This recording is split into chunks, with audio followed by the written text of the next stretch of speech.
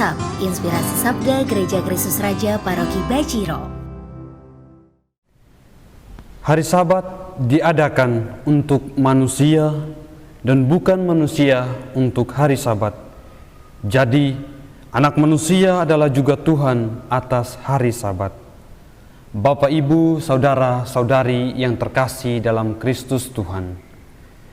Dalam kehidupan ini, tentunya kita tidak terlepas dari aturan dan norma yang berlaku. Aturan-aturan dan norma tersebut telah menjadi pedoman bagi kita untuk bertindak dan berperilaku secara baik dari hari ke hari.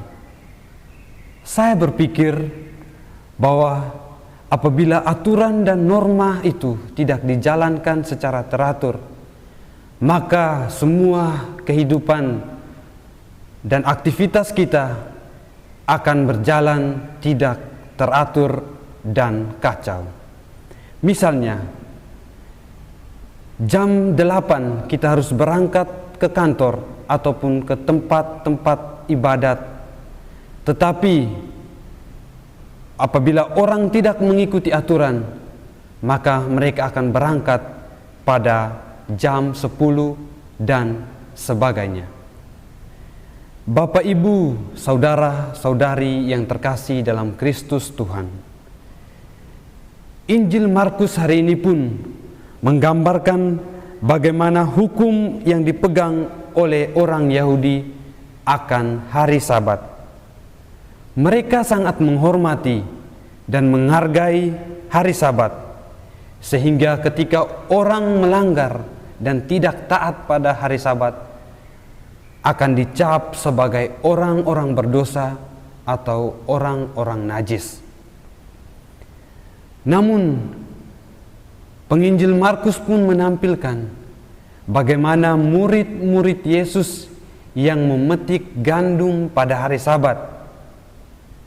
Tindakan mereka inilah yang membuat orang-orang Farisi melihat dan berpikir bahwa mereka adalah orang-orang berdosa karena mereka tidak taat pada aturan dan hukum pada hari Sabat.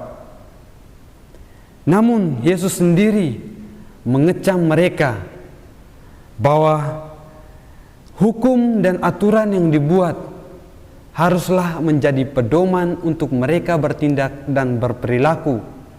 Bukannya hukum menjadi Tuhan dan Raja atas mereka. Manusialah yang harus mengatur segala pola kehidupan, segala aturan yang berlaku, karena manusialah yang berkuasa atas segalanya.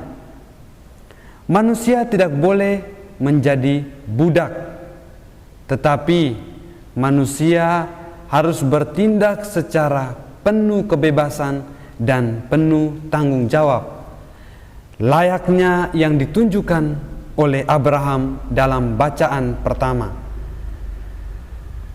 Dalam bacaan pertama, Abraham sungguh menampilkan sikap keterbukaan dan penuh kebebasan di hadapan Allah.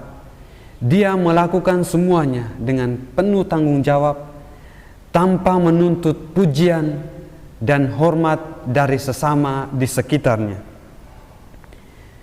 Bapak, Ibu, saudara-saudari yang terkasih dalam Kristus Tuhan, dalam kehidupan kita, hendaknya kita bertindak secara jujur dan apa adanya di hadapan Tuhan. Jangan menjadikan diri kita layaknya kubur yang terlihat indah dan mengagumkan dari sisi luar, tetapi penuh dengan kebusukan jika kita lihat dari sisi dalam. Maka di akhir renungan saya ini, saya mengajak kita semua untuk senantiasa bertindak dan bersikap rendah hati dan terbuka di hadapan Tuhan dan di hadapan sesama kita. Kita jangan menilai sesama kita yang berbuat salah atau melanggar aturan dan hukum yang telah kita jalankan bersama sebagai suatu konsekuensi yang menjauhkan mereka dari Tuhan. tetapi kita harus siap membawa mereka kembali dengan cara kita, dengan sikap menasihati mereka agar mereka boleh kembali kepada Tuhan dan mengalami kasih dan janji serta penebusan berlimpah dari Tuhan sendiri. Jangan pernah takut membawa pulang segala dosa kita kepada Tuhan. Lantas Dialah Rahim yang siap merangkul kita penuh mesra. Amin.